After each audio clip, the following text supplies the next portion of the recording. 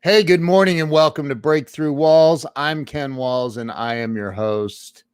And today is going to change your life. Okay. I'm just telling you, the guy that I have on, Andrew Locke, is going to rock your world. So make sure you, number one, share this out. Number two, stay with us. We'll be right back.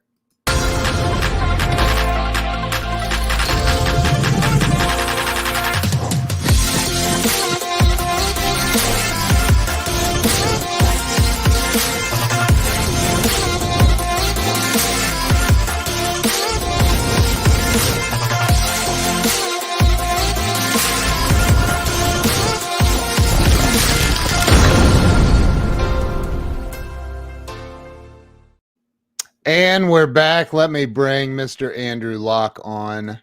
Andrew, welcome to the show. Good morning. Good morning. Good afternoon to you. Yeah, for me it is actually because I'm across the pond in England at the moment. Yeah. Yeah, and I just saw you a month ago here. That's right. Yeah, I've been all over. Actually, throughout the pandemic, I've been back and forth across the pond, and because I have sort of a unique situation of being a dual citizen, and bizarrely, actually, throughout that time, there's only ever been like 5 or 6 of us on these planes, so it's been amazing. Wow. There's been more flight attendants than there have been passengers. Really? 5 or 6? That's it? Yeah. Wow. Did you tell me, did I know that you're a dual citizen? I've been in the States for, let's see, 17 years now. I became a citizen about 5 years ago. So I retain the British passport as well, which is handy. So for traveling both ways, it makes it actually very, very easy. That's pretty cool. So you live in Los Angeles, is that right? Vegas. I have lived in LA in the past, but I escaped the traffic. And I like Vegas. It's very convenient for the airport. Oh, Vegas. Yeah. Okay. Yeah, we lived in Vegas. So yeah, we lived out there for about a year. But so you know, I started this show it's been almost exactly 3 years ago, and Jen Gittimer was my very first guest. Great. Yeah. And you know, I started this to help people have a breakthrough in life and in their business. And you, man, I can't wait to get into some of this. But let's start, if you would, just real quick, talk about where you were born and raised and what it was like growing up. And yeah, it sounds like maybe South Texas. Yeah, very close.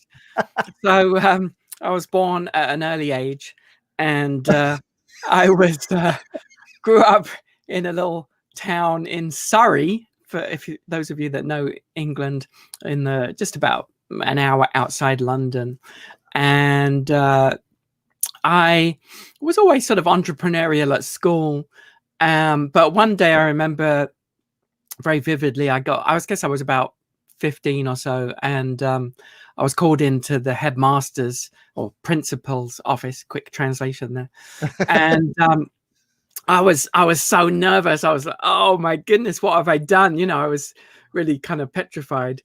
And he said, take a seat over there. And he said, do you know why I've called you into my office? And I said, no, I have no idea. He said, well, a lot of your teachers have talked to me, and we've decided to award you as the top student in the school for business related studies. Wow. At 15. Yeah. So he said, all your teachers just keep talking about how entrepreneurial you are. And so I was really kind of taken aback, but at the same time, it was kind of a good confirmation to me that, maybe I am onto something, and, you know, I should listen to what they're saying. And so actually, I never went to college or university, and I don't have any regrets about that, because I still very much was a student even after I left school. I've been a lifelong student, so I spent many, many hours down the library and so on. And then, of course, you know, with the internet. So I never stopped learning, but I I knew that I wanted to do my own thing rather than work for someone else, you know. I'm jumping ahead a little bit. Did you ever have a job working for someone? Yeah, I did. I had a job that very quickly proved that I was not a good employee. I remember it well because the boss, after a month or two, the boss called me into his office on a Friday afternoon. And he said, Andrew, are you aware that on Monday this week you arrived at 9:15, like the starting time was 9 o'clock. On Tuesday you arrived at 9:04. On Wednesday you arrived at, and he went through the whole week like this, and you know the exact time that I had arrived late. And I said to him, yes, I am aware of that. And are you aware that on Monday I left at 7 p.m. On Tuesday I left at 6:45, and I went through like this, and every day I stayed like at least an hour beyond the scheduled time. And he said, well, yeah, I accept that, but the starting time is this. And I thought, this is like, we're in the twilight zone here, because you know, you obviously have no concept of the principle, which is I'm giving you more value than you're paying me for, right? Right. And so I just did not have any toleration for that. And you know, not only that, but I saw all the things that they were doing wrong in the business, and it was just incredibly frustrating. And so I just realized I am not a good employee. You know, I'm much better at managing my own destiny, and of course that's what I did. Hey, there's Don Shin. You remember Don, don't you? Hey, Don. Yeah. There's so many things I want to talk about, but first, I have to bring this up. I got your book. Great. And I couldn't stop reading it. Like it is so good, and I want to bring something up. And you say in the very beginning, you say that in school you were bullied a lot. Yeah. And then you kind of fast forwarded to sitting in a doctor's office for a doctor's appointment as a child, and that you picked up a Reader's Digest, and then you ended up stealing the Reader's Digest. There was an article. So I was a school age, you know, British school age. I mean, I'm still British, but you know, at school, and the article was all about Walt Disney, and of course I knew who he was, but I didn't really know his story, and it just captured my attention. And there were so many things that I resonated that were written about him and his early life and his struggles, because most people don't know his story. And I was just so fascinated that I tucked it in my pocket and I stayed up late that night reading it in bed. And from that day onwards, I was absolutely fascinated by Walt Disney. I felt like a real connection to him. How old were you at that? About 14, 15 at that time. Yeah. Okay. When you read the Reader's Digest. Yeah. Okay. So I was curious when I read that. I was like, I wonder how old he was when he decided became obsessed with this article. Because you said you read about half of it, got called in by the doctor, and decided I got to read the rest of this article. Exactly. What the heck? Yeah, So which is really, really, and you make so many freaking. I'm only in the like 4th or 5th chapter. And I'm like, I can't wait for this interview to be done so I can get back to reading. Well, thank you very much. Yeah, you're like, I don't know how to take that. Good or bad. I'm delighted. No, I'm delighted that it's been so well received. In fact, good. just last night, completely out of the blue, I got an email from a guy who owns the Savannah Bananas. I don't know if you heard about him. He's quite a character. Anyway, he sent me an email with a link to a video, and he recorded a video where he said, I picked up your book, and you know, I'm fascinated by Walt Disney, and he owns this baseball team. And he said, he was raving about it. I loved it. And, I want to meet you. And so that's what makes writing a book like this worthwhile, because Yeah. it's not about making money. This took, this was such a labor of love. It was a 4-year project of research. Wow. And, but when you get those types of comments, and like you said, how it affected you, that's what makes it worthwhile, because that's the purpose of the book, is to help people. Well, and being a business owner for most of my adult life, I look at, and in marketing, I mean, my wife and I own a marketing company, and I look at this, I just thus far into the book, just a little bit, and I'm like, oh my God, there are so many things I can apply to my business. And one of the things that you talk about is the cost of acquisition for a customer, right? And people don't think about this, because I mean, it's an old kind of almost cliche. It's cheaper to keep a customer than it is to acquire a new one, right? Yeah. But people don't really think about that. No, it drives me crazy, because the fact is, the vast majority of businesses operate or run their business with a complete disregard to existing customers. They're so focused on customer acquisition at the front of the funnel. They're so focused on lead generation, whatever you want to call it. Yeah. All their advertising dollars are poured into that, in acquiring a new customer. And what tends to happen is they get that customer, they sell them something, and then that customer is basically ignored. There's no follow-up. There's no, checking to see whether the customer's happy or not.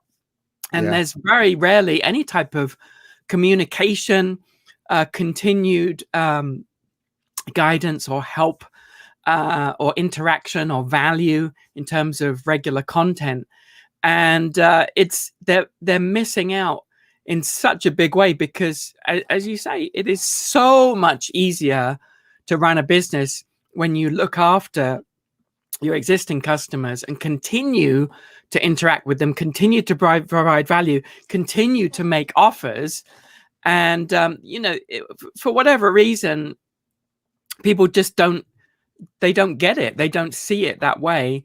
And, if they switch their thinking, which is, what I tried to help them do in the book, which came from Walt. Walt was the first one who said that the whole goal of the business is, and he's talking about the theme parks, is to get people to enjoy it so much, to love the experience, to come back and bring their friends, which is, so he revolved the whole business around that. He was the one that initiated things like the loyalty program, which they later got rid of after he died, which was a dumb mistake.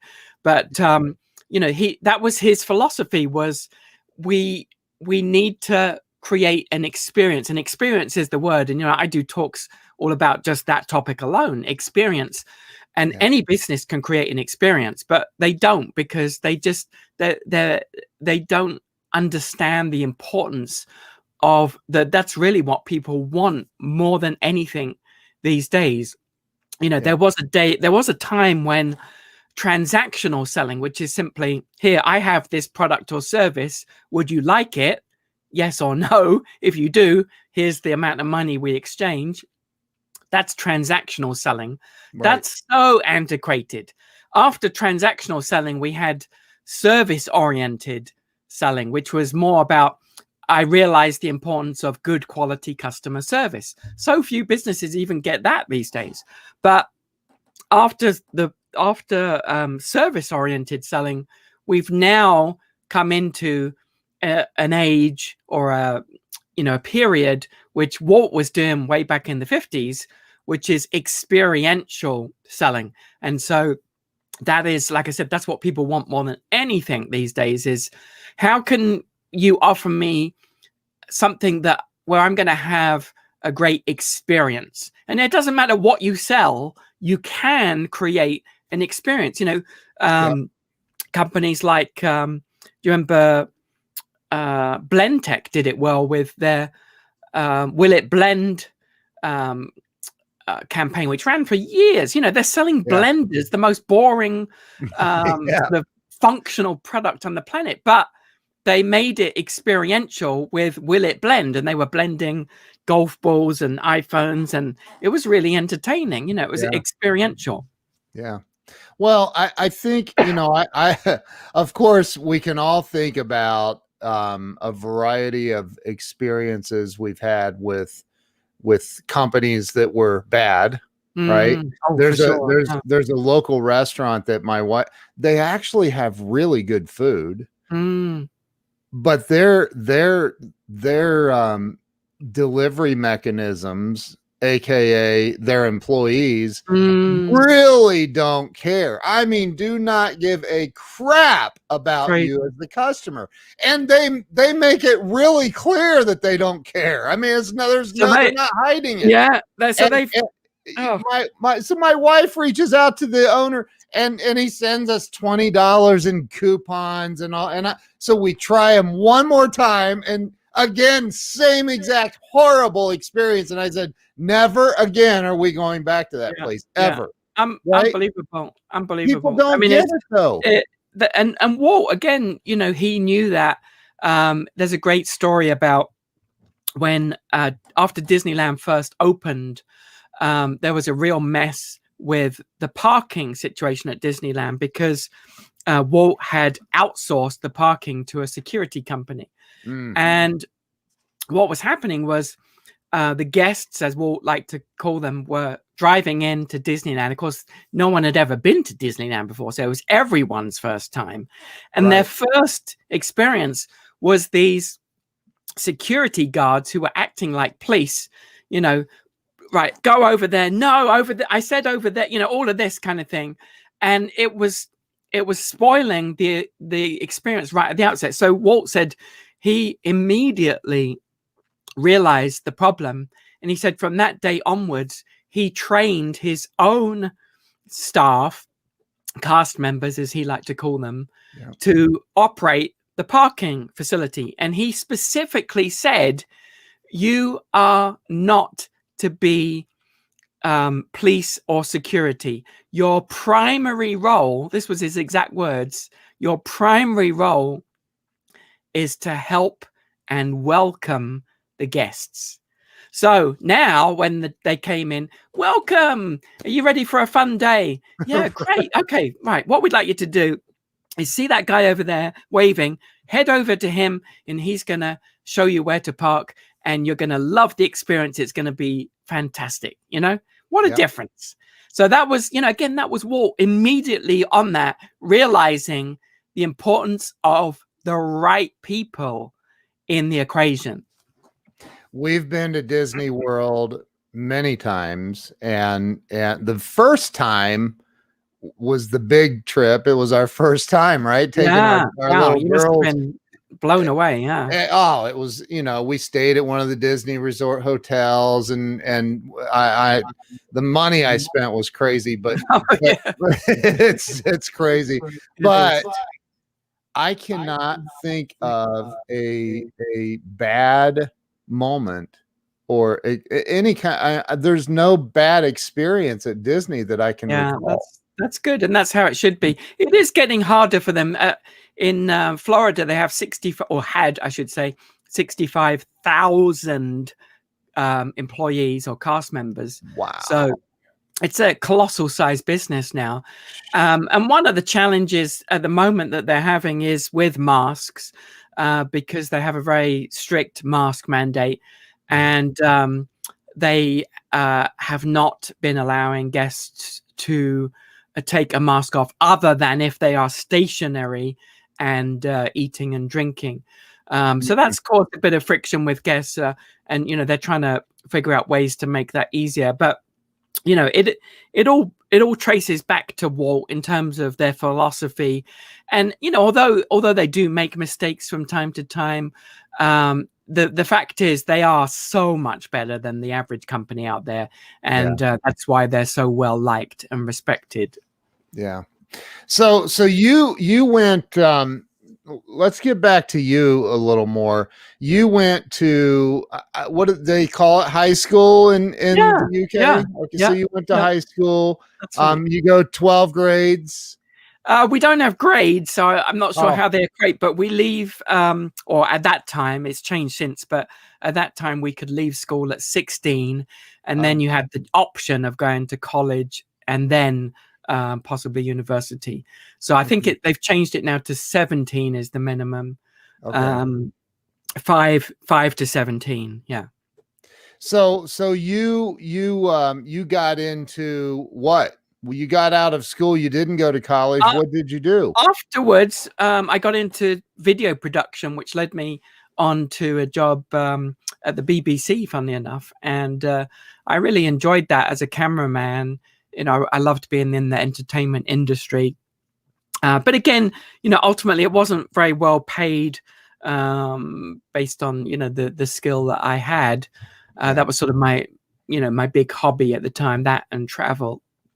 So after I left there, it really kind of led me into a world of discovering, looking at other entrepreneurs and thinking about ways that I could, excuse me, thinking about ways that I could leverage other skills. And through a weird kind of set of events, I studied a guy called Dan Kennedy, who is a very well-known marketer and author. Take a quick, take a break. Thanks. Yeah. And in doing that, I decided to create a little home study course in another topic that I was interested in, which was card tricks and things like that. Entertainment magic. Wow. And I created this course and the I don't know if you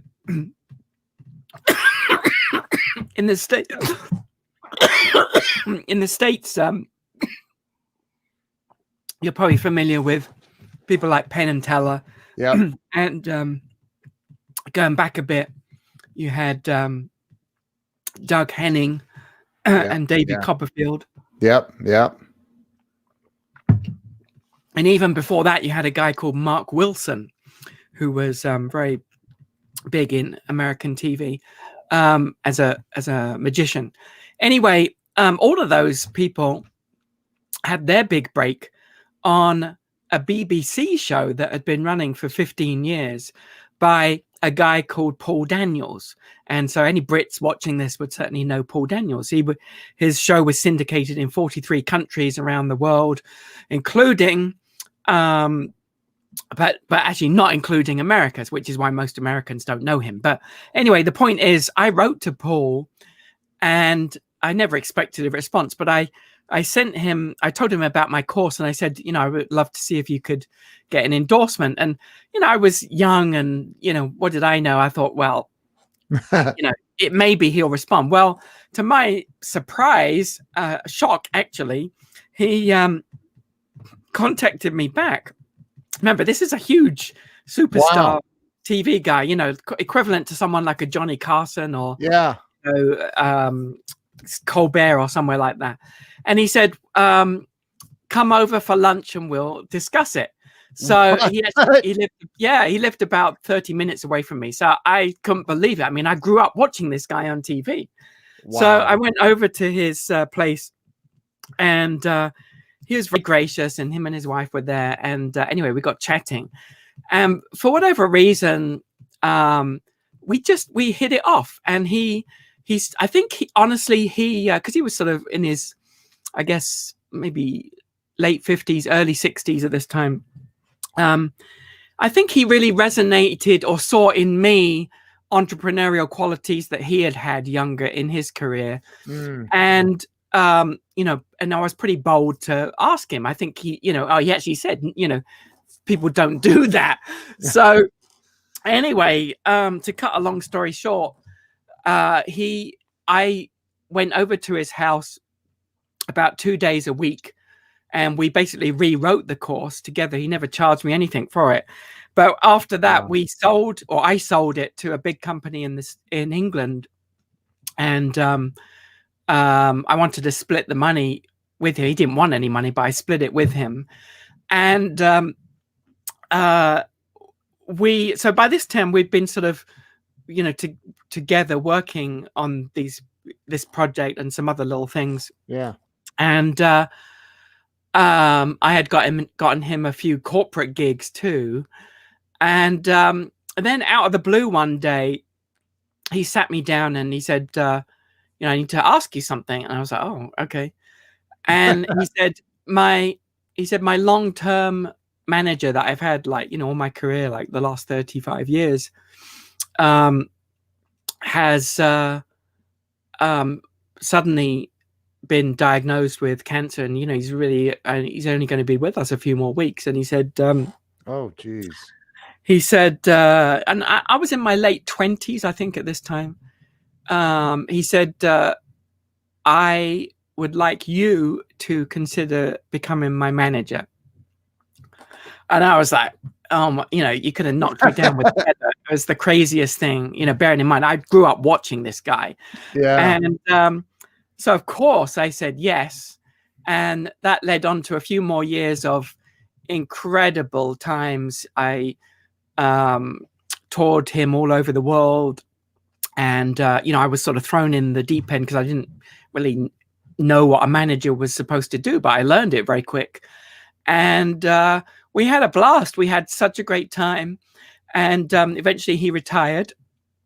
Sadly, he passed away a few years ago of a brain tumor, very suddenly and tragically.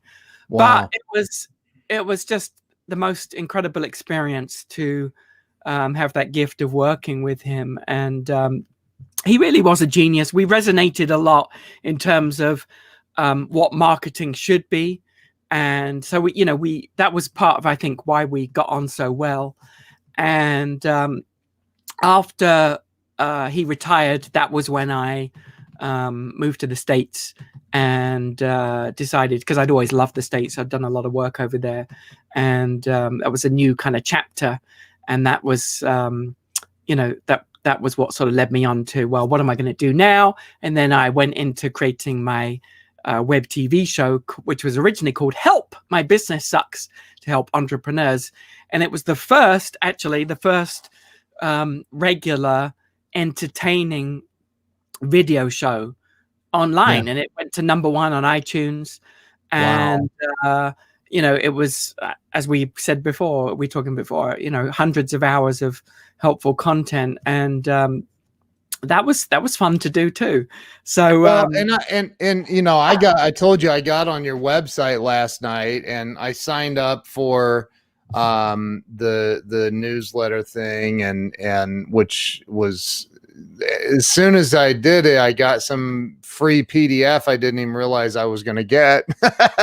So 7 ways to promote your business or something. Market without money.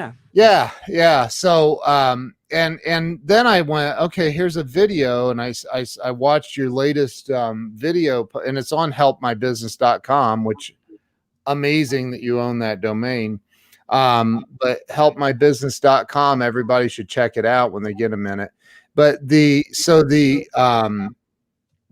first video I watched, like, it was mind blowing.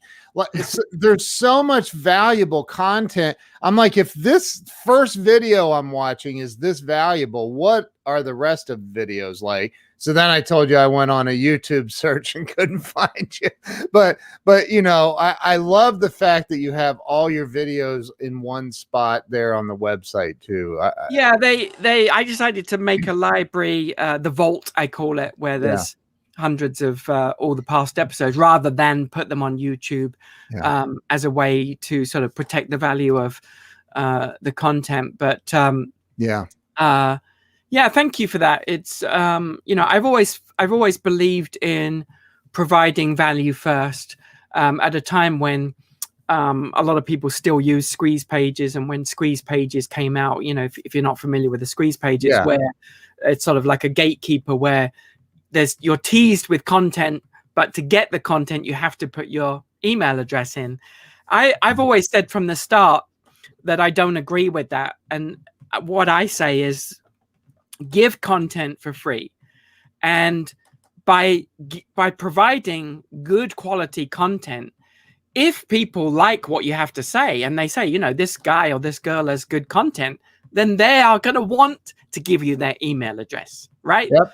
And so I don't believe in this sort of the gatekeeper approach with a squeeze page of forcing people to give an email before you give any value.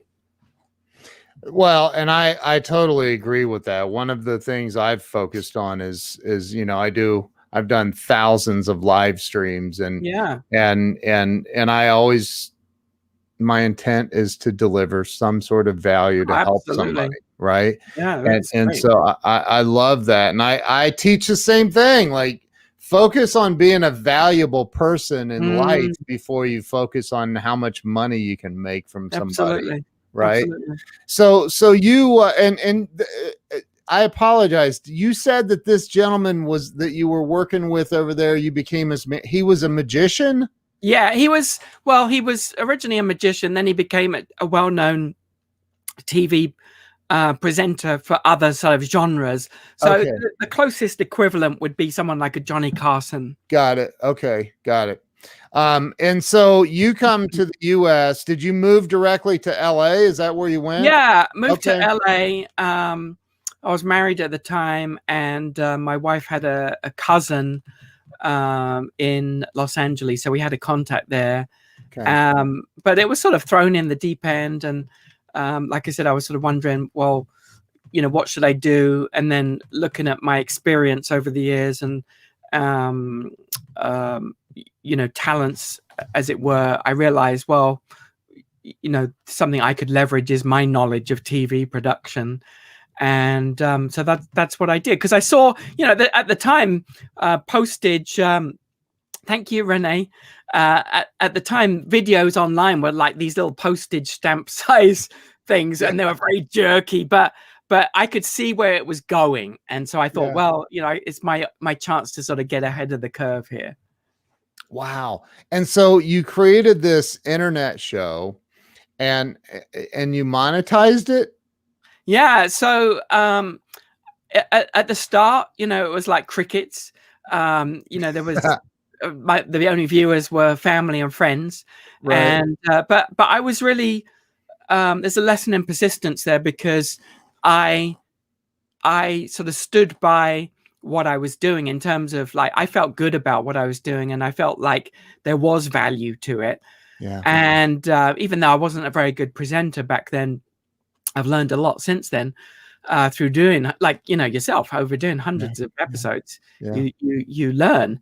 But I really wanted to persist with it, and so I did. And within about 6 months, it started to gain traction, and people started recommending it to their friends and so on. And then, like I said, it eventually went to #1 in its category on iTunes, which was incredible, above Harvard Business Review, above Advertising Age, and above at one time even above TED Talks, believe it or not. Wow. So, yeah, this was sort of back in 2008, 2009. So yeah, it was like I said, it was sort of the first of its kind, and so it was a lot easier to stand out from the crowd. What was it about? What was the travel? The show was really an entertaining look at ways that any business could better do marketing. So, leveraging on my knowledge of Walt Disney and what I had been learning from people like Dan Kennedy, very unconventional ways to market and promote a business. And so the other thing that, why I say entertaining is because, again, most content online, even today, around this topic of business is very dry. It's sort of like very professorish. And although the content may be good, people have a very short attention span. Hey, Grant. Yeah, that's nice to see Grant. He was he ran my studio in Salt Lake City. Oh, that's awesome. World. Yeah, nice to see you here, Grant. Wow. He was the operator behind Help My Business for a while. He said, what is this big red button? Yeah, that's inside joke. Yeah. So, um, what was I saying?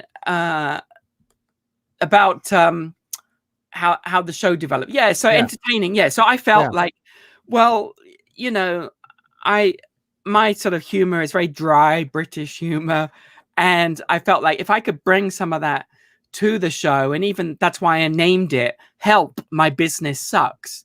It obviously people could tell like this is not going to be corporate. It's not going to be dry. Right. And just the name did attract a lot of people. I subsequently, after like 10 years or so, I changed it to just Help My Business because it had already got a big following, and the word sucks is very American, whereas the audience was international. And so I changed it for that reason. I felt like just Help My Business was more sort of appealing to an international audience. And I noticed that you have sponsors and Oh, you were asking about the monetization. Yeah. So, yeah. Oh yeah. I got off track there. Sorry. So did I. Originally, I just self-funded it and kept it sort of. Thanks, John. I kept it going, myself. But then, as it started to gain traction, I was able to reach out to sponsors, the companies that I knew initially.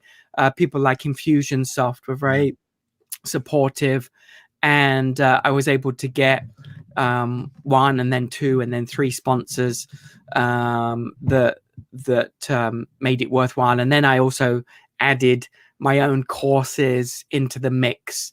So I never had any traditional ads in the show. I didn't like that, and I didn't think it was good for the viewers. But I was able to integrate sponsor mentions and then also my own products and courses and trainings and live events. So if you were to because marketing, my wife was the global VP of marketing for two different companies that do over 500 million a year, and she's she can talk about marketing and metrics and things that are. I'm like, could you please talk on my level? Like, can we get closer to first grade kind of kindergarten? But she can talk on these super high levels, and she knows grassroots very, very well. She understands the older style marketing, and it's really only been in the last what would you say 8 to 10 years maybe that the internet and it's really the last 5 years that it's really started. It's exploded. Yeah. But so there's different facets of marketing, and I would like to hear your opinion on what do you think that the average business, you said in your book, you talk about plumbers, electricians. I just love that.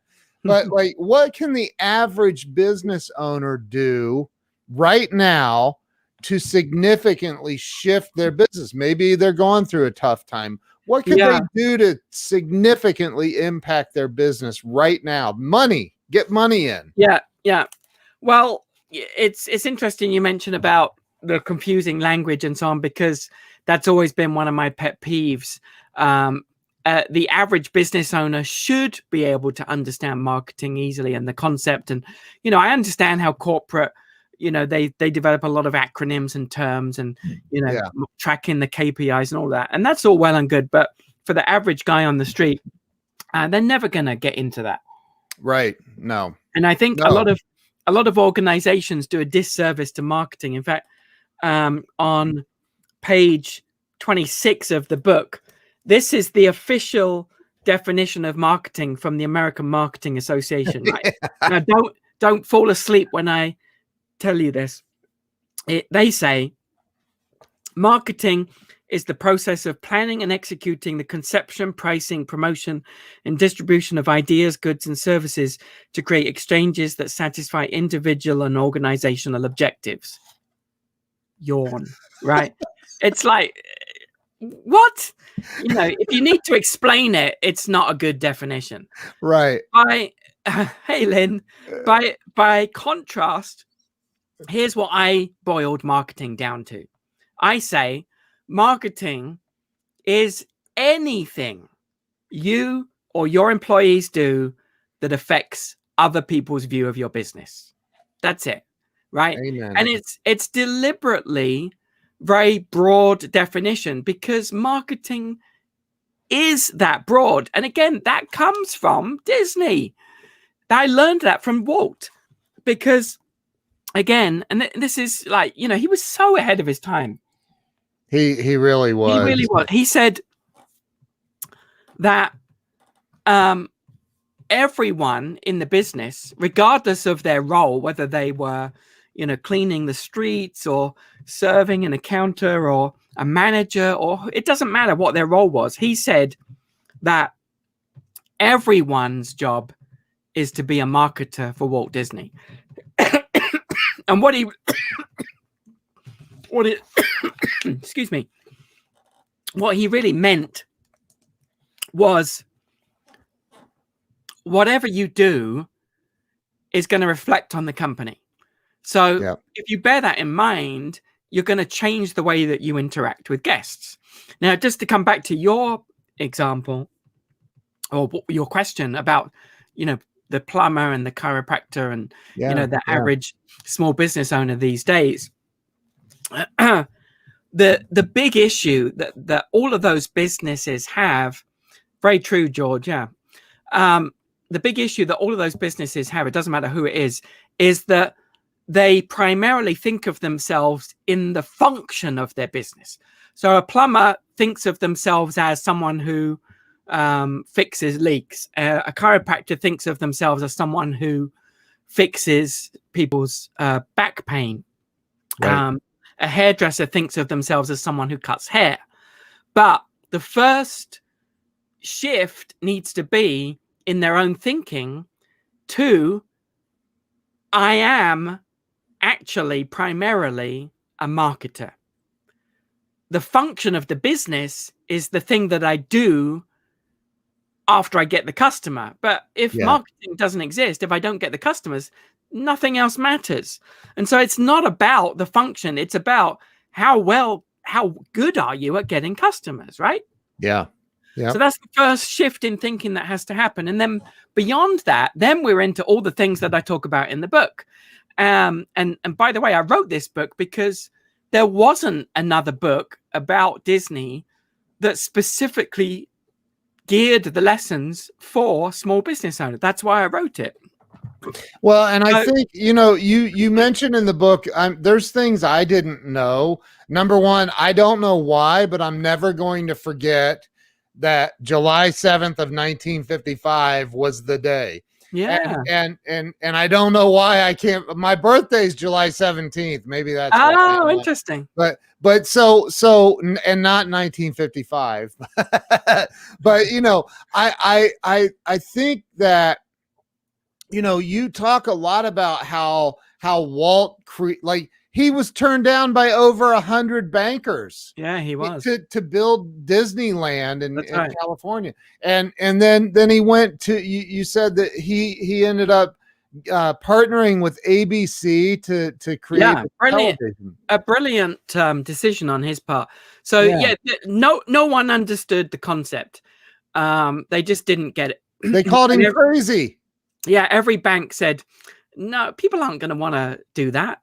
And so he believed in his idea so much that, first of all, he sold his life insurance policy.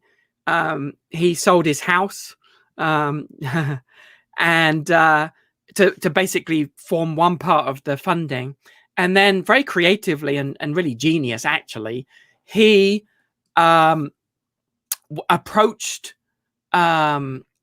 ABC, who hadn't had a hit TV show for years and needed one. Of course, everybody knew Walt because he'd had the movie and animation hits at that time. But the animation, you know, Mickey Mouse was very popular.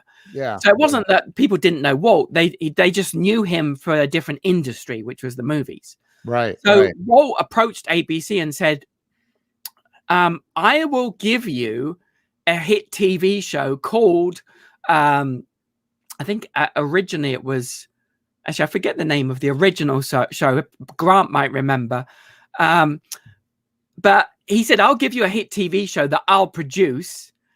And in return, you finance, I think it was about half of the money for Disney, maybe more, maybe like 2/3. Wow. And so they said, yeah, that sounds like a great deal. And it was a lot of money.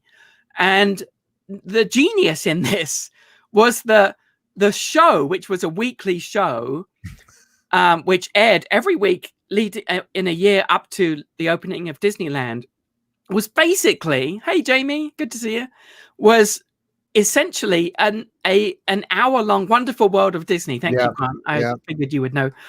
It was an hour-long commercial, infomercial for Disneyland, because every week what was basically saying, hey, guess what we're planning for this at the moment? Here's our ideas for a jungle cruise, and we're going to have, you know, these little boats that you sail on, and this is how we're developing it, and so on.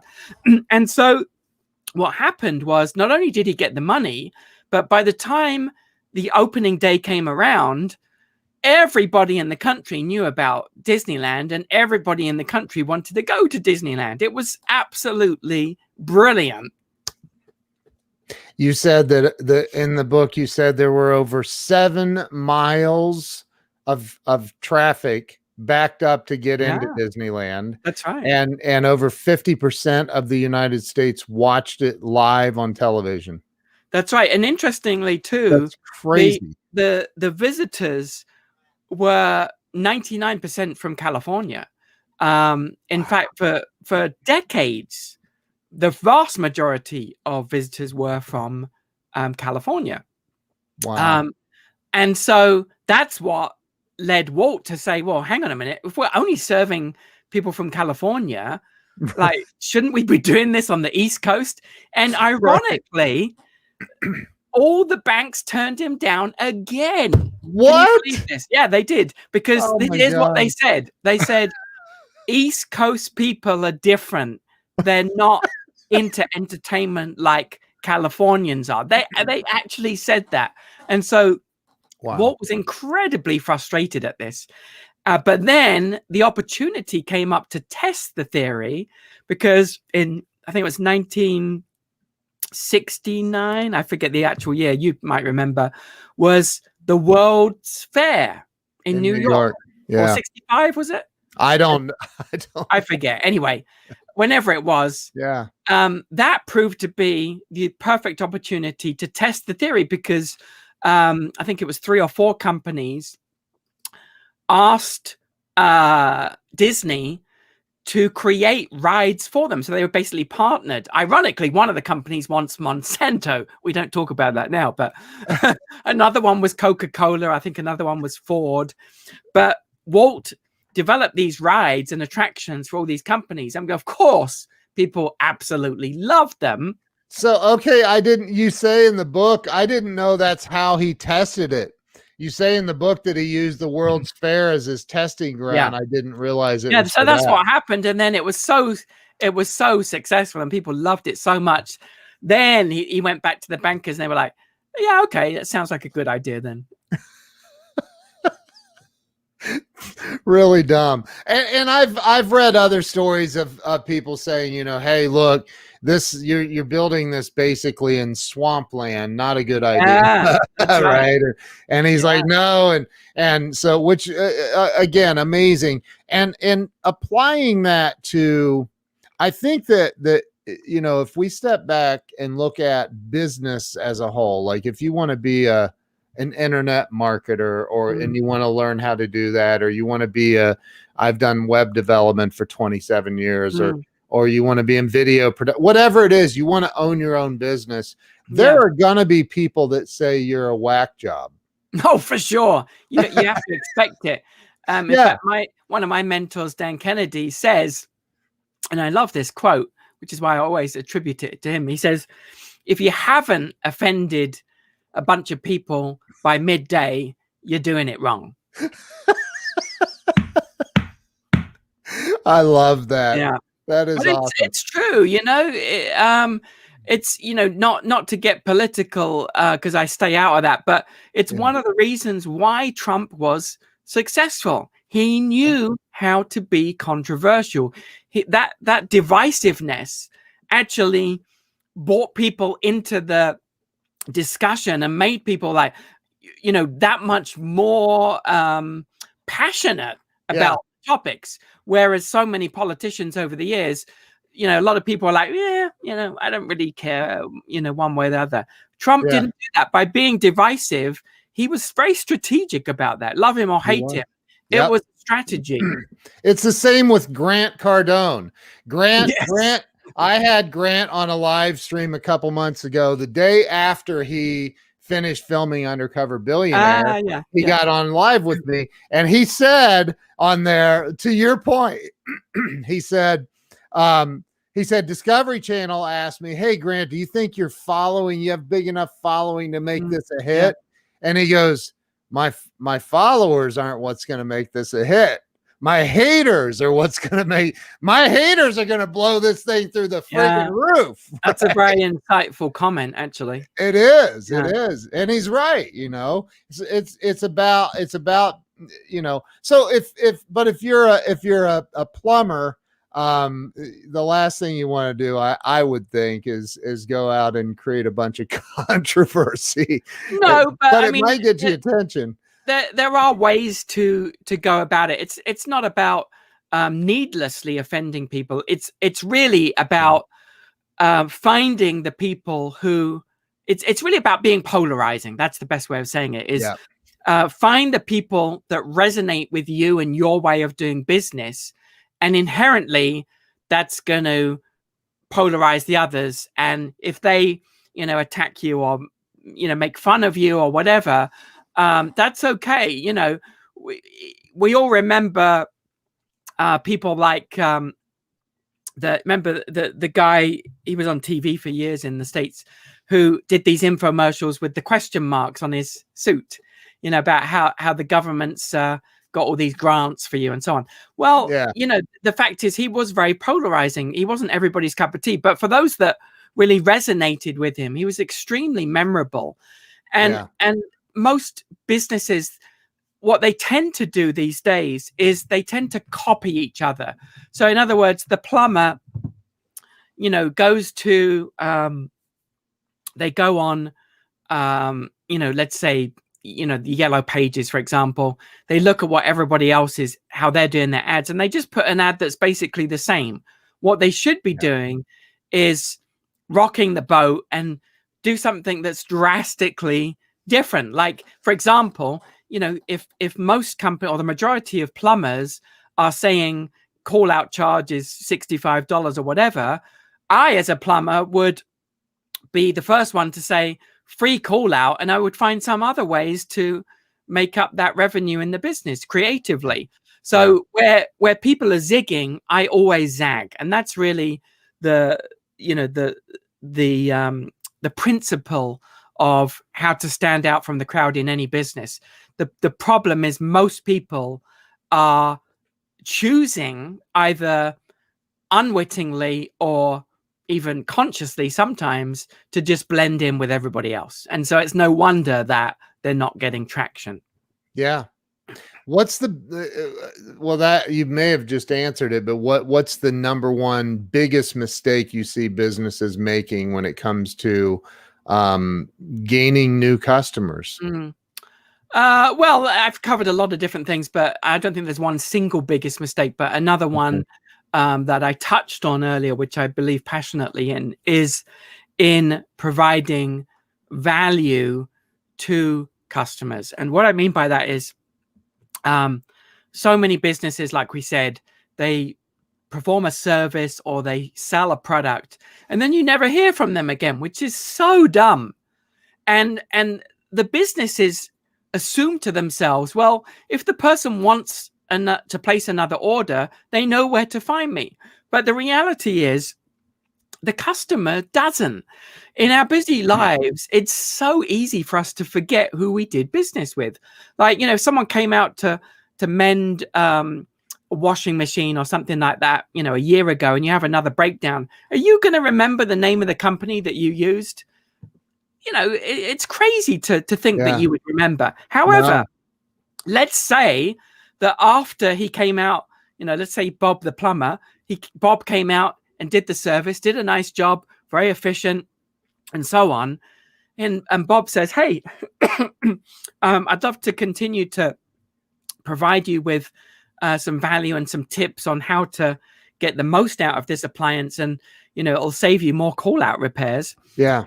Is it all right if I do that? And you give him your email address. Imagine if Bob once a week sends you tips on anything related to running a household. Doesn't have to be plumbing related, but Right. you know, Right.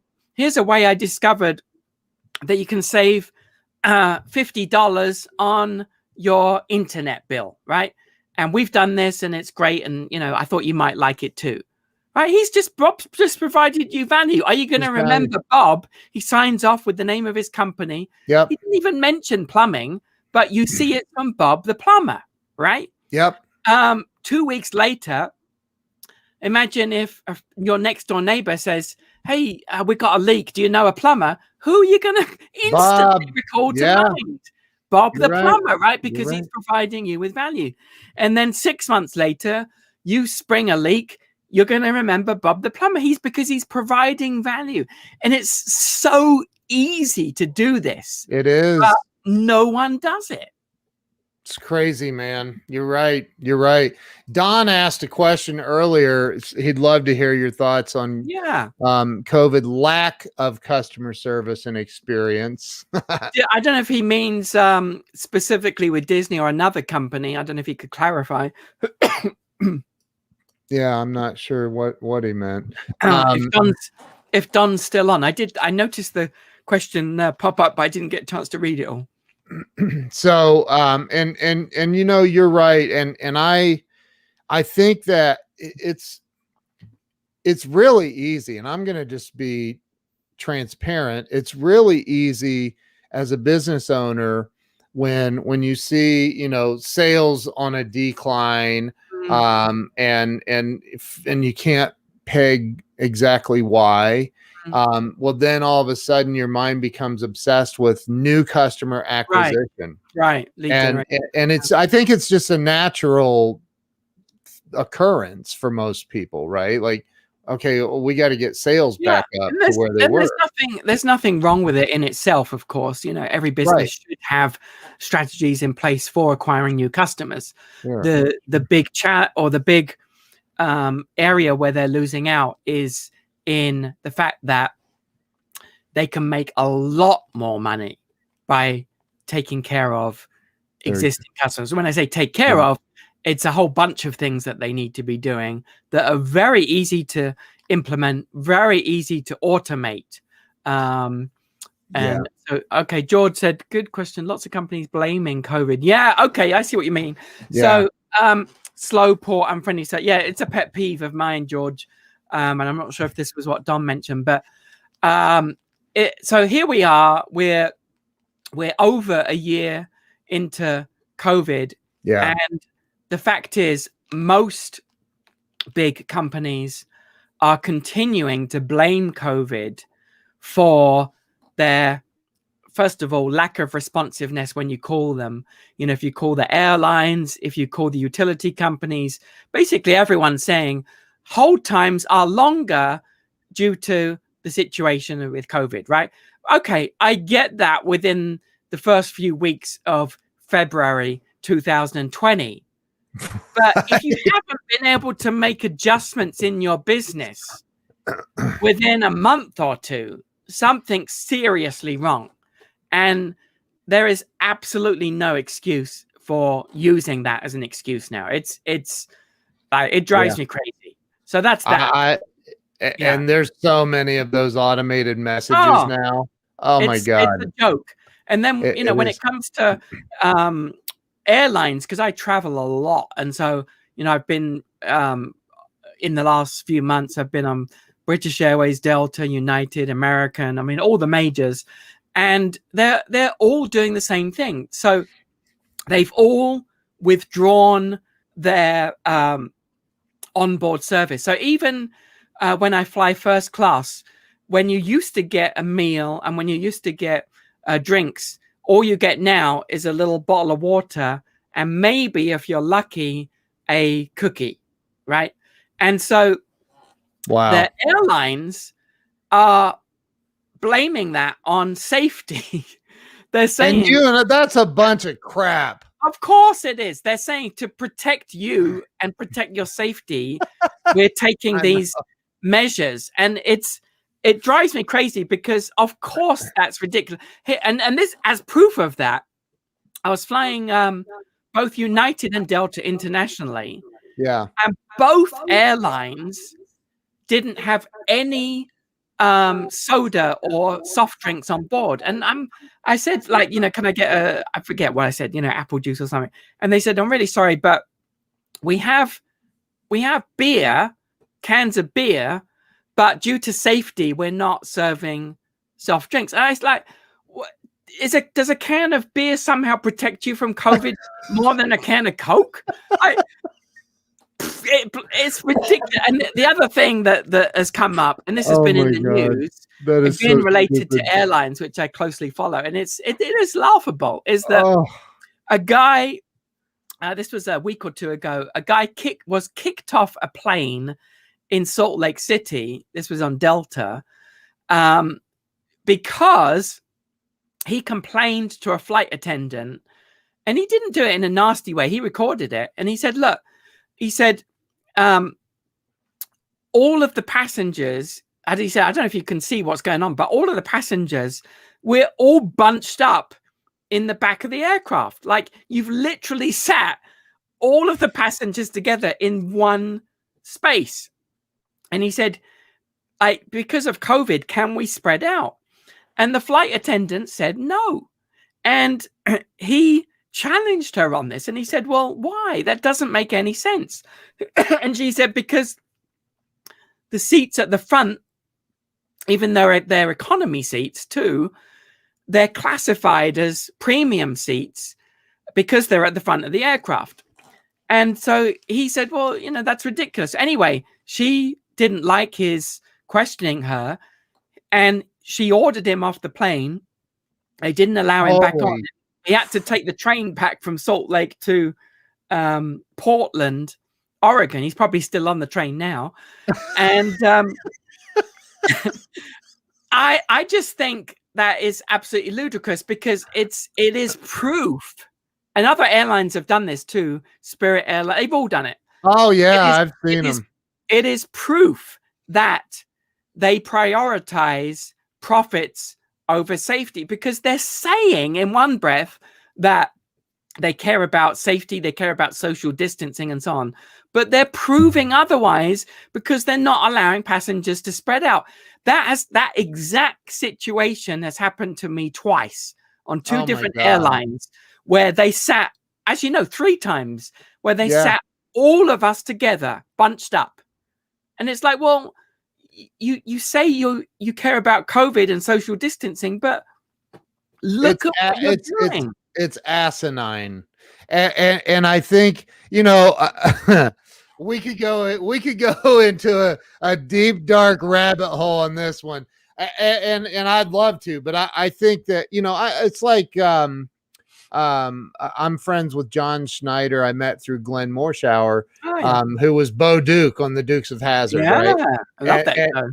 And so John posted where he was on a flight, and they wouldn't serve him. He wasn't in first class on this particular flight. He couldn't get and so they wouldn't serve him liquor, a little bottle of liquor. Oh yeah.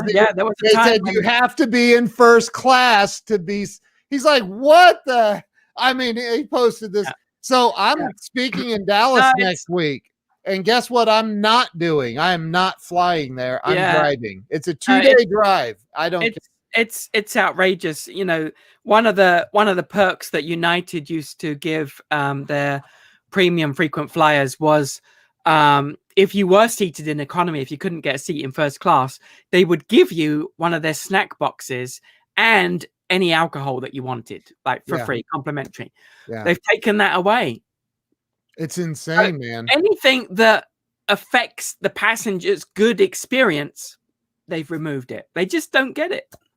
Well, and I think, I'm sure you could write an entire other book on this, and I might even be able to contribute to it. But I think that you know, we're going to see, it's going to happen. We're going to see a global reset of these giant corporations that stop giving a crap. I think there's going to be a shakeup. Absolutely.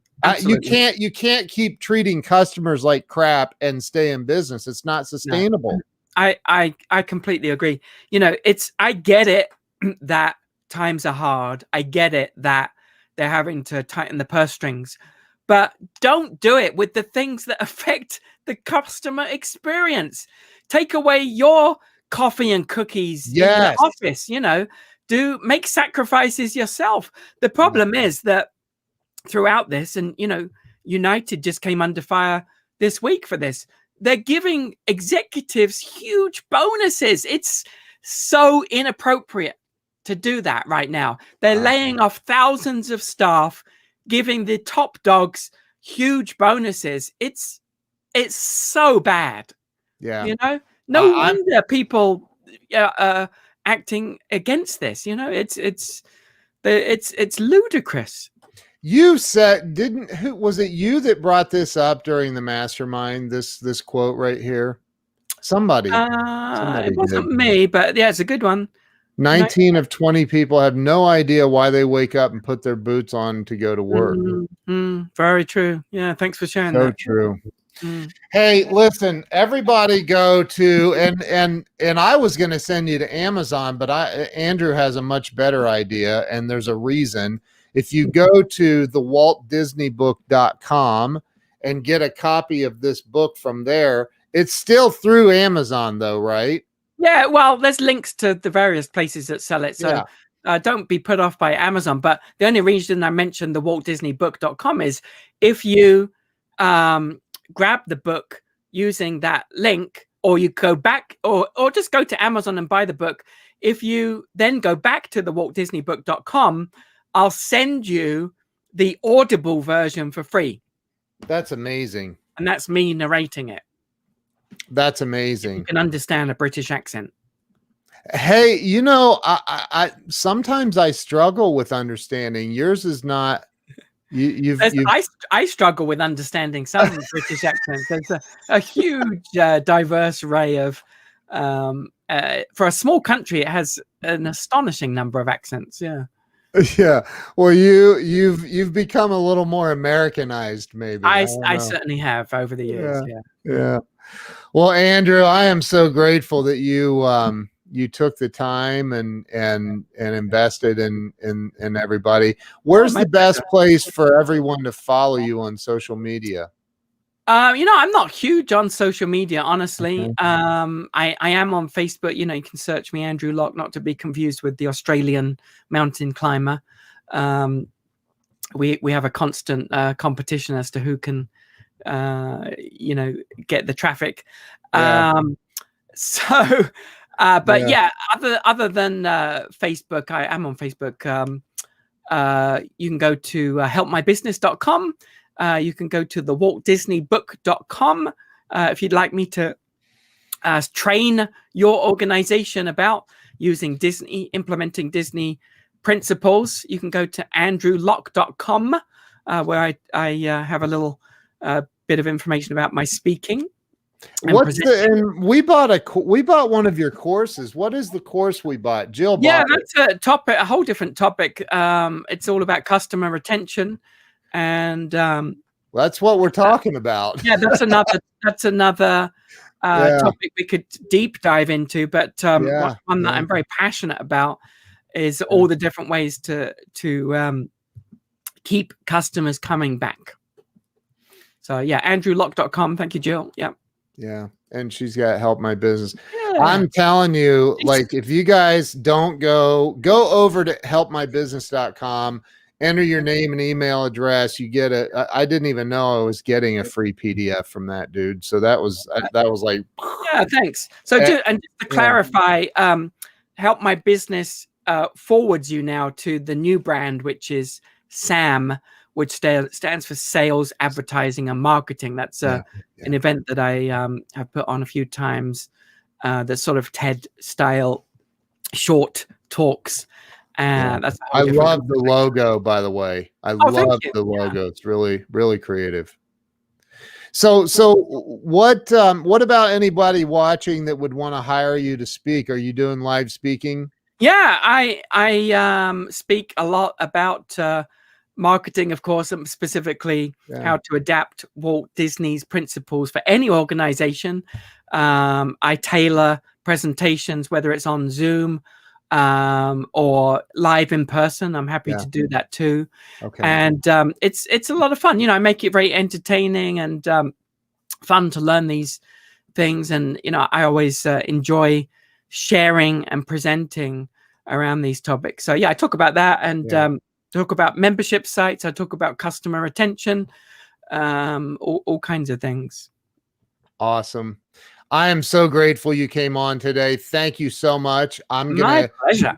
I want to respect your time. I appreciate you coming on. So anybody watching, make sure you go check out everything Andrew is doing. If you own a business and you're not studying, I'm telling you, I don't get passionate about recommending books. This one, I'm telling you, I can't wait to start reading it again today. So Andrew, thank you, man. You're amazing. Hang with me. I'm going to end this, but hang with me if you would. And say hi to our mutual friend, Glenn. He was one of the speakers at a couple of the SAM events. Yeah, Glenn. I don't know if Glenn's watching or not, but so this has been great. Talking to him later. Yeah. Awesome. Thank you so much. I appreciate you. Absolutely. My pleasure. We'll see you guys later. Have a great day. Bye-bye.